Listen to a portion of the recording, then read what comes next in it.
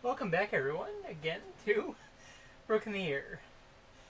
Today we're going over the arguably subjective opinion of the best airports in the U.S. Probably the top five. Now, in no particular order, oh, who are we kidding? It's the order that we're going in, according to Broken the Air. That would be Seattle Tacoma International Airport in Seattle, Washington, right here. Next up, we have San Francisco International Airport in SFO. That's its IATA code. In San Francisco, California. Then we have Hartsfield Jackson International Airport outside of Atlanta, Georgia. The main base and hub for Delta Airlines. Then we have Chicago O'Hare International Airport in Chicago, Illinois. IATA code is ORD. O'Hare is one of my favorites, that's why I included it, but it's not partially why, because there's a lot more information that is really fascinating. And of course, number 5 is Newark. Newark Liberty International Airport. Newark Liberty International Airport. And IATA code is NWK. What's that hard? Anyway, so are these airports that you enjoy that you've been to? Yes, I have been to all 5. I've been to many airports in the U.S., and these are probably the best. Admittedly, Newark is aging, but not any worse for wear than most airports in the U.S. anyway. So why didn't places like Denver make the list? Denver is newer. It's much more impressive. It's also home of the newest United Club. But Denver did not make the list because Denver is a little too pedestrian, too traditional. There's not really any real wait time for your layovers. There's no time to really enjoy the airport itself. Quite frankly, its TSA lines are also enormously long and needlessly long too. It's one of the main hubs for United Airlines, but it's not the major hub. It's also, rather boring. There's nothing really stand out but Denver International. And why not JFK or LAX? JFK is kind of an easier answer. JFK is one of the 3 major airports serving NYC and the surrounding area, New York. But JFK, everyone knows JFK. Back when TWA serviced JFK, it was actually rather impressive. What with its World Hub and the major hotel on site that overlooks the tarmac and the major flight lines. But lately, JFK has fallen down in hard times. It's almost falling apart as the airport goes.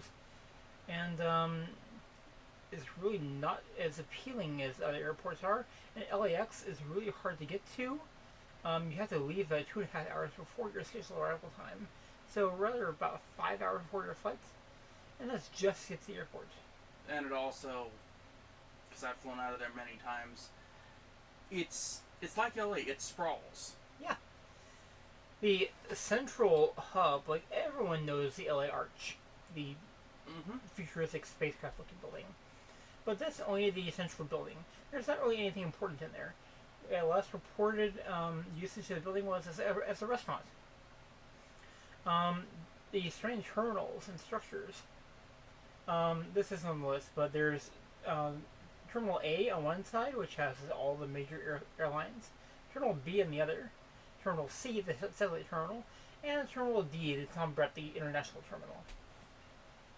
And it's a sprawl. It takes at least 20 minutes to walk from one terminal to the other. Yeah, we're going through some of the ones and why they didn't make the cuts to start off with. If anybody wonders, well, why haven't you really started talking about the one she likes? Well, why haven't you discussed Chicago Midway? I'm glad you asked, nobody. Chicago Midway was Chicago's first airport, and arguably much smaller. The difference between, like, the actual time distance between O'Hare and Midway, it's like maybe 10 minutes. I mean, one's here, and downtown Chicago is right here, between the two. But Midway, it's not impressive, and it's very tiny. It's almost a municipal airport. Yeah, which is the same reason why a couple of other states, like Ohio's Cleveland Hopkins, Des Moines Airport, didn't make the cut because, seriously, they're one step up from municipal airports and there's nothing there. But that The brings up a question. only reason why the airport here, Cleveland Hopkins Airport, is an international airport is because Cleveland offers one-stop international flights to Toronto, which is technically Canada. And because Aer Lingus came in. Yes, but that came in later, much later. Yeah. Hopkins is trying to expand to a full international airport again. The last time they were was in 2010, right before the United Continental merger, when United had a major hub here, and they flew transatlantic routes from Cleveland and transcontinental routes. But then they realized that the planes were getting big enough that they didn't need them in Well, they it could was put them in Chicago. yeah, it was more to the point that O'Hare was their primary base operations, and when I say base, I mean base. United's headquarters is in Chicago's Wills Tower, and everything United's main maintenance facility is in Chicago, and everything of importance to United is in Chicago. Cleveland has maybe a modern maintenance facility and flight attendant base, and other than that, nothing. And I assume that why didn't Minneapolis make the list? It's freaking cold. It's not bad for an international airport, but there's nothing to really entertain passengers. It's just row upon row of gates. Oh, you mean kind of like Atlanta? Although, except Atlanta, it did make the cut. Ah, They're Well, number 3. but people might be asking then, why didn't a lot of, since you're complaining about the cold, why didn't a lot of the ones down south make the cut? You know, like some in Florida, some in Texas. Nothing below the Mason-Dixon line is worth mentioning. Except for Atlanta. Except for Atlanta, and that's only because Atlanta has a major aviation hub and supplier down there. Well, it has two big groups. It's FedEx's hub. I No. believe. I thought it was FedEx's hub for cargo. No, it's Nashville. Oh, okay. And then it's Delta's? It's Delta's main base and hub. Okay. And since we're talking about, we've listed two of the big three. What's American Airlines' main hub? American Airlines' main hub is Dallas. Dallas Fort Worth International is American Airlines' major base and hub. They have upwards of 11 hubs. United has 9. Delta has 7 or 8. So Dallas Fort Worth has two carriers that have hubs? Oh, not just Dallas. Dallas, Chicago, San Francisco. Sorry, I know we're going off track on this, but it's kind of interesting. Oh yeah. You have cities and airports vying for these different airlines and hoping to squeeze as much money as they can. So it's basically the same cutthroat thing, system as places trying to go for NFL teams. Oh yeah, but there's no real difference.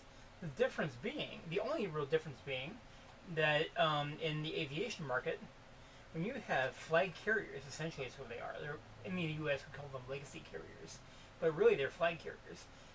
Vying for a city to become their focus city and hub, you have tens of millions of dollars per year spent on passenger miles and passenger seating, and trying to upscale these airports, or at least their concourses, to become major attractions for customers trying to get out of that city to travel to city C or D or B. So the same idea as when Amazon was choosing a secondary Oh yeah. location, everybody went absolutely nuts. Oh yeah. Joys of capitalism. Anywho, So yeah. Anyway, back on the topic at hand.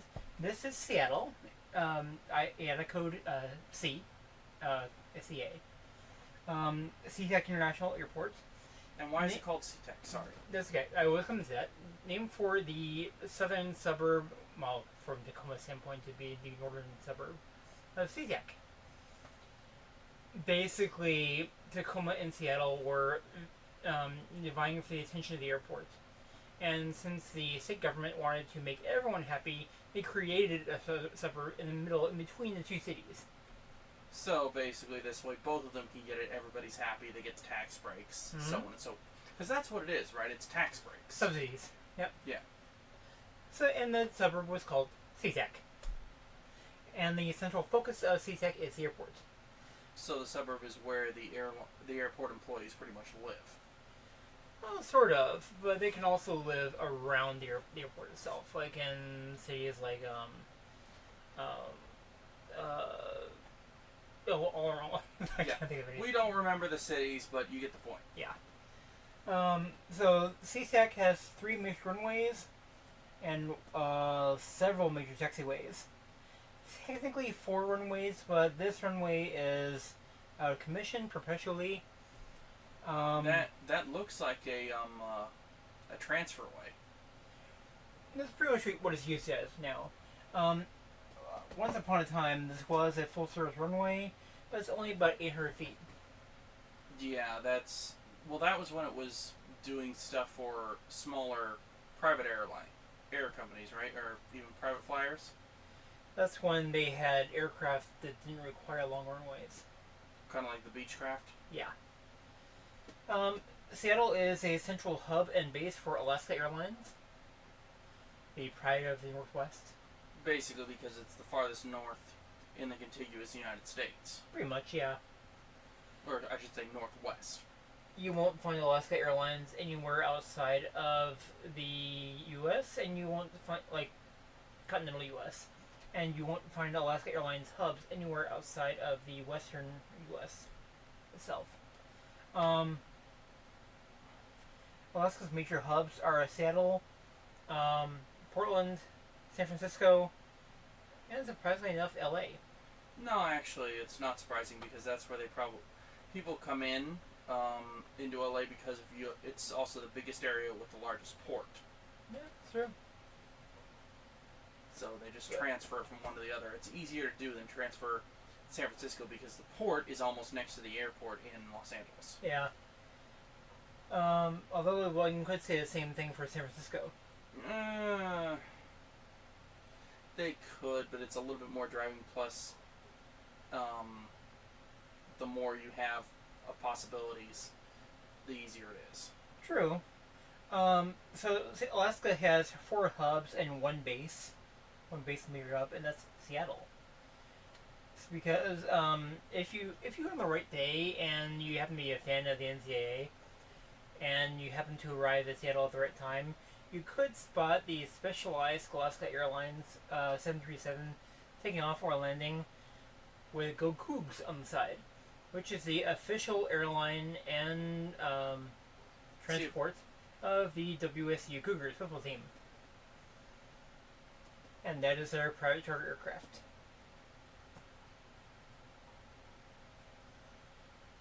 Basically, Seattle has, again, 3 major runways. One runway can be utilized in Category 3 landing approaches. Now, I'll delve into this later at a future vlog.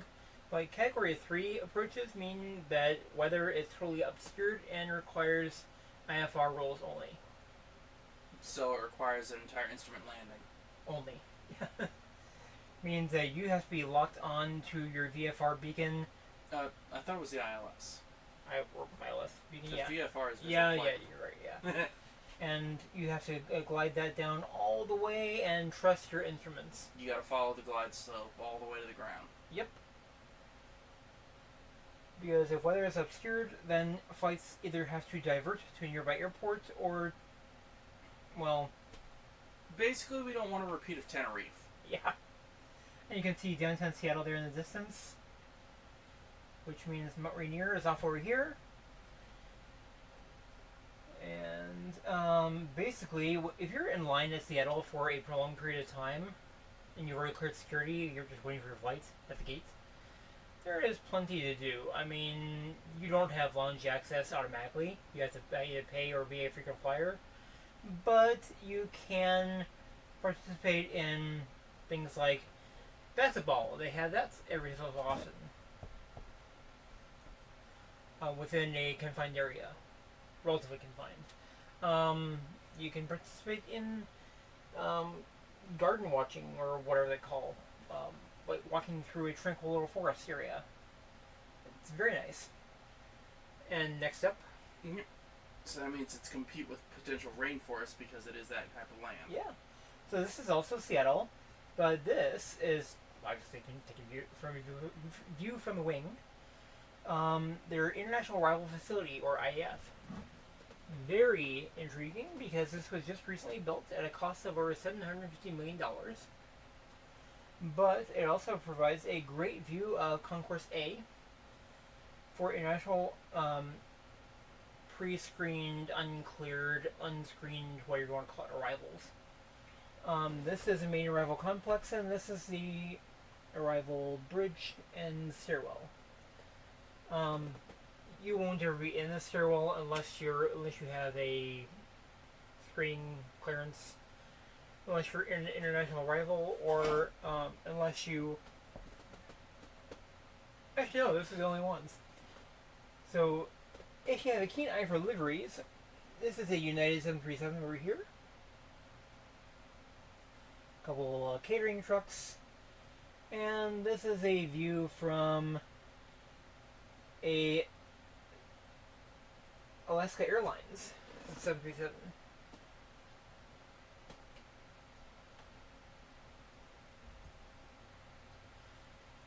This is, I believe, the foul shot from Seattle International That's Airport. Rainier in the background, isn't it? Yes, that is Mount Rainier in the background. Sandwiched right in between Seattle and Tacoma. You can see a satellite terminal over here. Main concourses. Satellite terminal over here. And maintenance facilities and cargo facilities. Now, how do you get to each one of the satellite facilities? Are they allowed for passengers, or are they just storage? No, they're they obviously allow for passengers, but invariably it requires a bus transfer. So Why after would they do a bus transfer instead of like allowing people to go underground? because they're not that advanced yet. Oh, so it's a cost thing. Yeah, basically after you clear security, you have to get into a bus with the ticket for your assigned gate and travel from the main concourses all the way over to here or here. That must be so fun in the winter. Oh yeah. I mean, at least Denver has an underground tram that goes from one section to the other. So do most airports. Seattle, though, does not.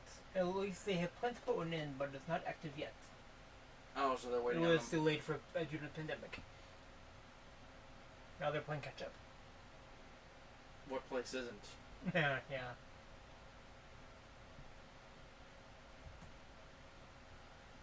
So this is a view of the control tower from Seattle. This is the last view from Seattle. Then we'll move on.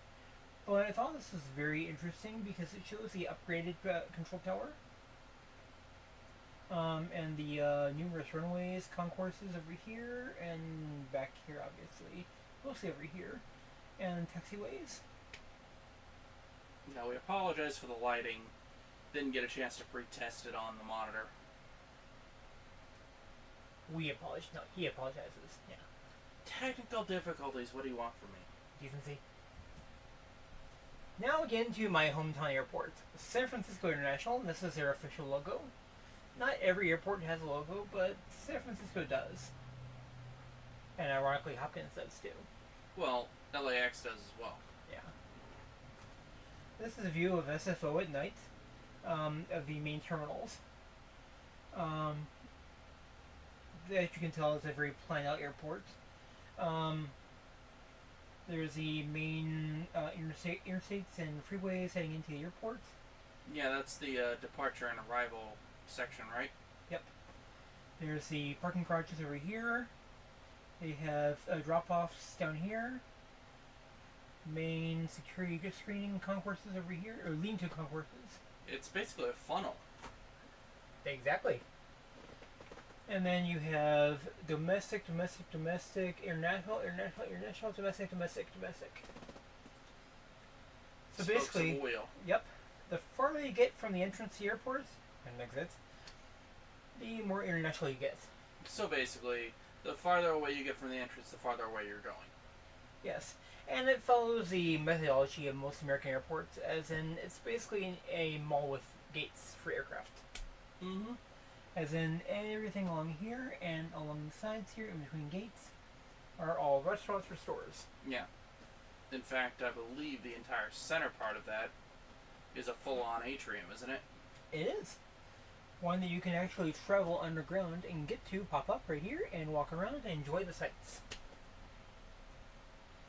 And speaking of the front part where you see where all the roads come to at the very front, that looks like it has a glass facade in that picture. If you could point that out, Brooke.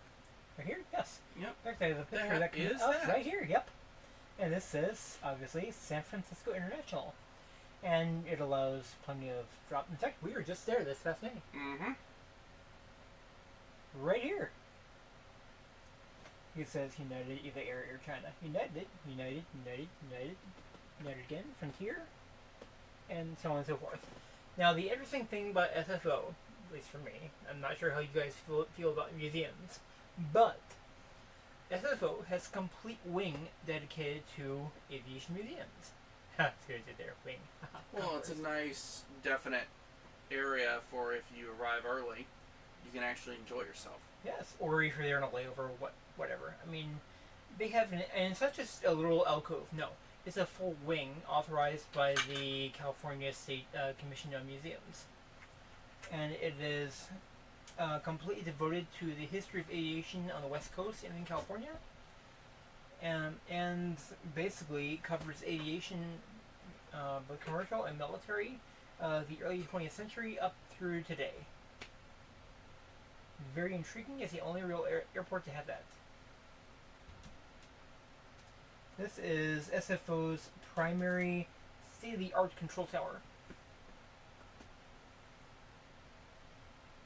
And at night, this is all lit up, and obviously the blue lighting is even more pronounced. And I think the reason it's designed like that is to stand the earthquakes that pass through there every so often. Well, that too, but also it's pretty when it's lit up, but regardless of the fact that it's pretty, it's also very eye-catching for pilots, and they know to either avoid it or point it out, or they know where it is, and they can use that to look at the airports if they're lost.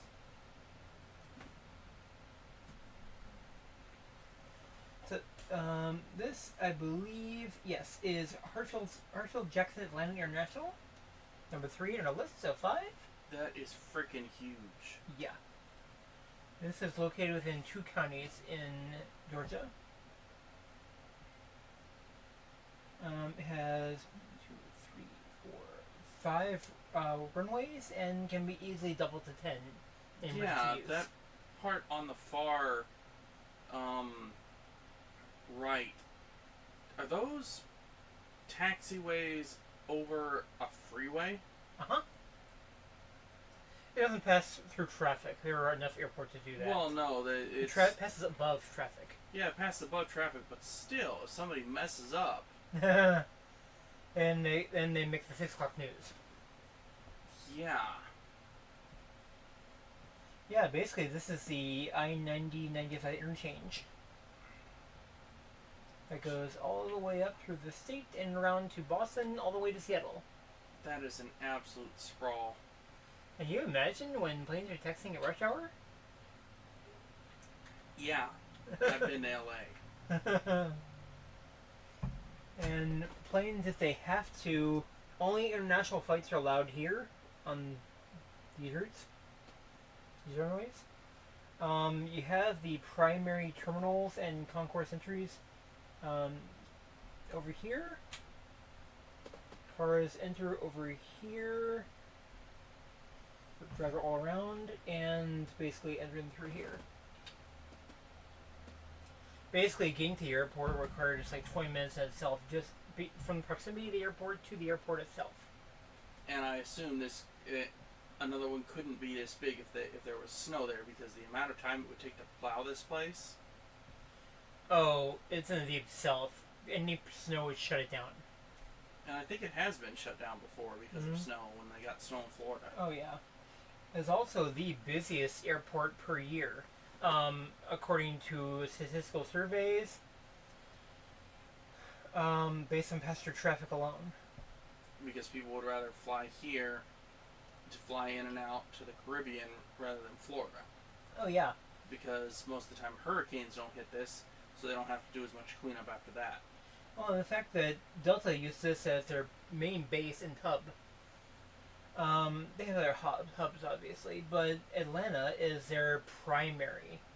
Like, not only is it their focus city, it's also their hub and base. So, I mean, if you have anything to do with Delta at all, you're going through Atlanta. Whether you're departing out of here, you're laying over here, stopping over, connecting, I guarantee. And that's for any class: economy, economy plus, business, first class. If you're in Delta, you're coming through Atlanta. Not always, but I mean, like 95% of the time, you're coming through Atlanta. Yeah. So this is also at Atlanta, at one of their underground passageways. They like to decorate things aesthetically with, like, in this case, leaves, artificial leaves.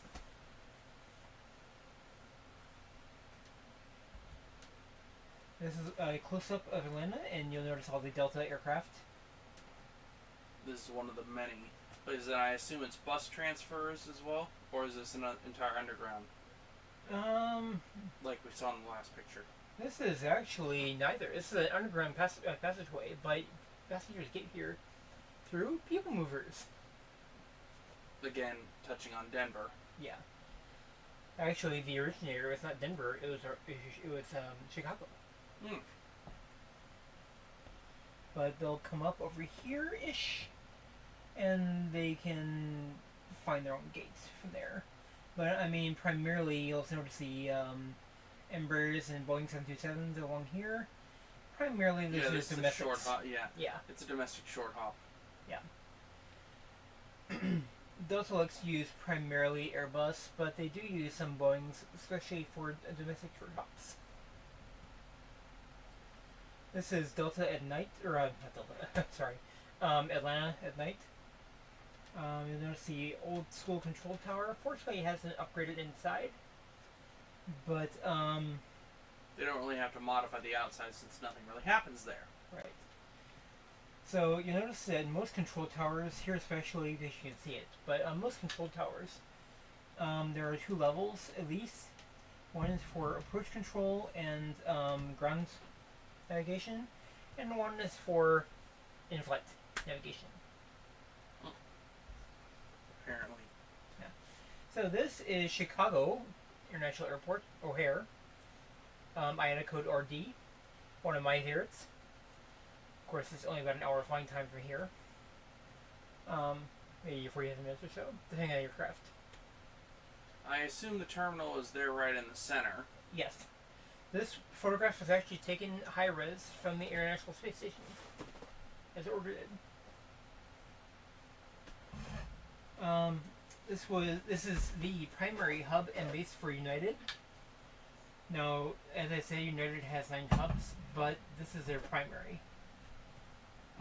San Francisco is United's main hub for their trans-Pacific departures and gateway to Asia, but O'Hare is United's primary hub for the world, essentially, and for all over.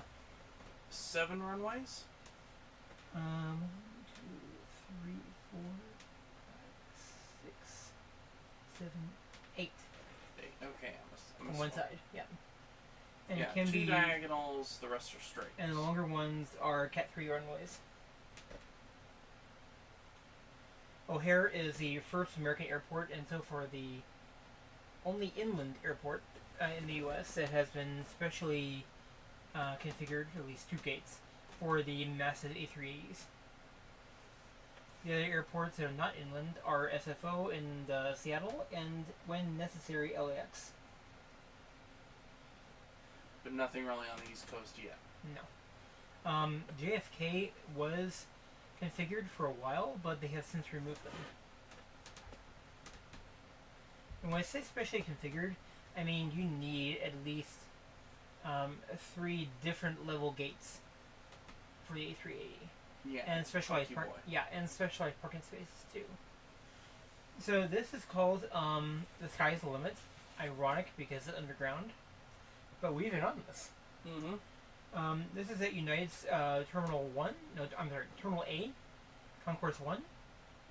And it connects Terminal 1 to Terminal 2. If you actually watch our Los Angeles video, that's where you can see it. Because we transfer it through O'Hare to get to LA. And we spent the night in O'Hare, but that's beside the point. We'll get to the picture of where we spent the night in a second.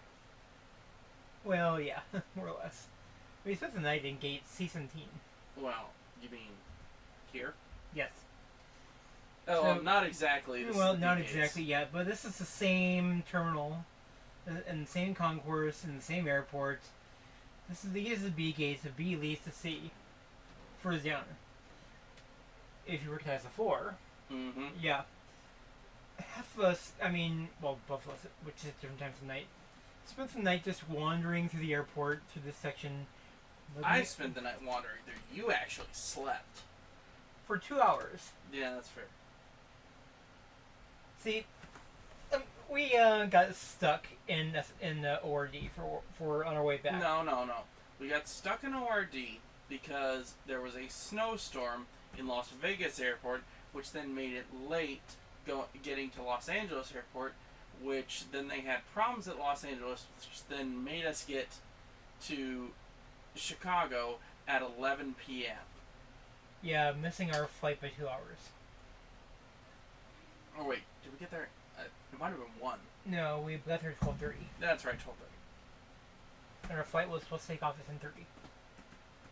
So we missed it. Spent a night in the airport. We spent Yeah. the night on this really interesting couch. Yeah. In the gate. In the gate, I mean that. And Yeah. if people ask us, well, you got a voucher, why didn't you use it?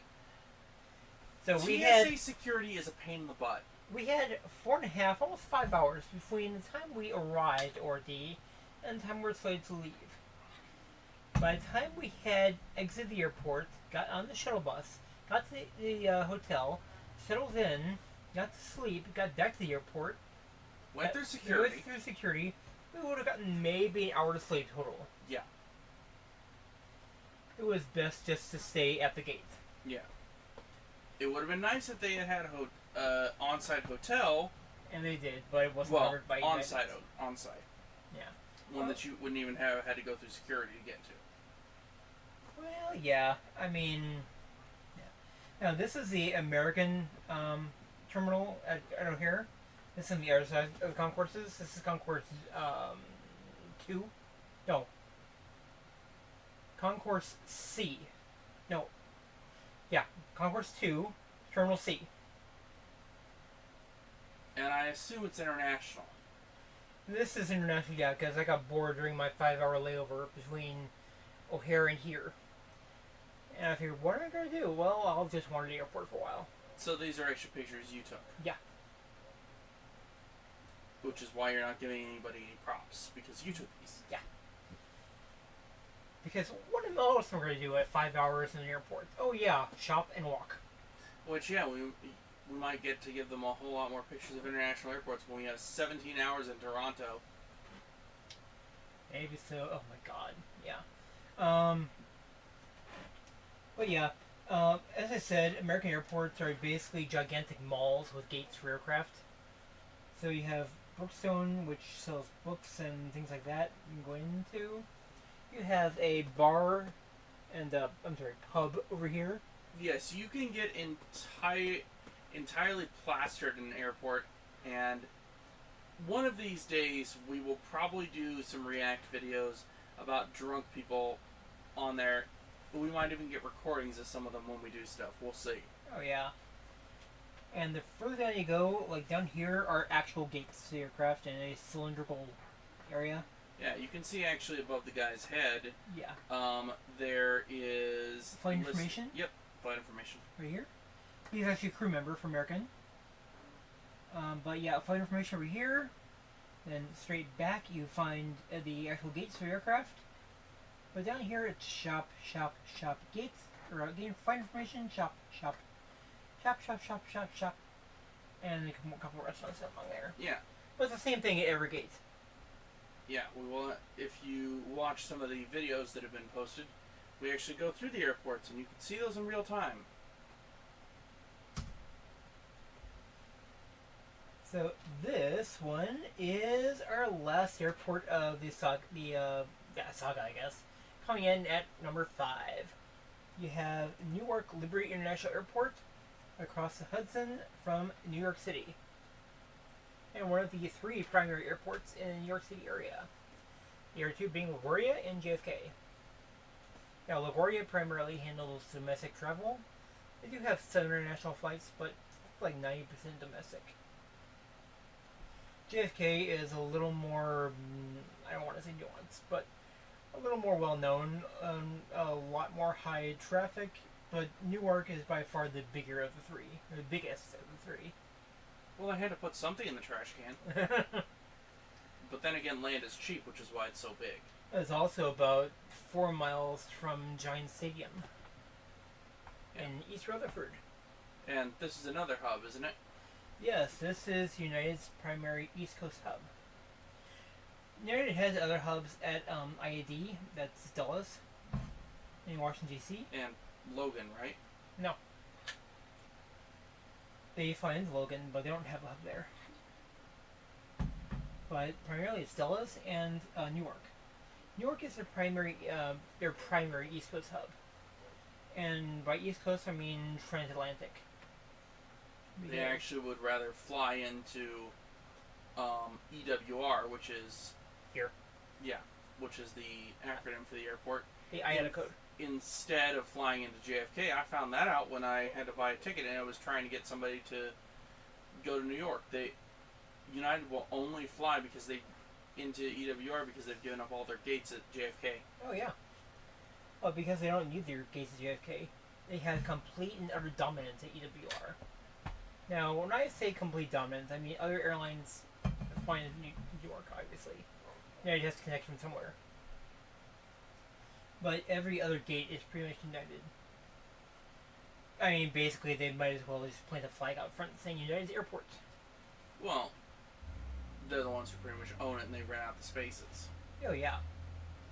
Well, each airline has to pay a fee to the airport, which in turn pays a fee to the county and the state. Mm-hmm. Basically, it's taxes. Yeah. Each airline basically rents the gates from the airport. And when the airline moves out, like they go bankrupt, defunct, get bought out, whatever, then their gates are vacant or bought out by another airline, and that's how they work. So it's pretty much an apartment slot. Yeah, basically. And here's the primary terminal right here. You can see tons of aircraft here. Another one here, another 2 here, 1, 2, and cylindrical domestic hubs right here. Well, a hub not an airline sense, but a hub is in hub and spoke. Also, this is a winter picture, isn't it? Yeah. That's what kind of gives it away. But yeah, that's the West Bank and the Hudson's over here. Which makes Manhattan right here. And their primary interchange is over here, and basically to get to the airport you cycle around here and pull in. It's actually not bad in getting to. So this is harking back to Chicago a bit. Brontosaurus, they actually have a model of Brontosaurus within Chicago's O'Hare Airport.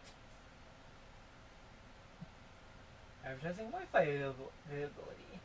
Yes, because Wi-Fi is important at airports, otherwise you'd have everybody go crazy.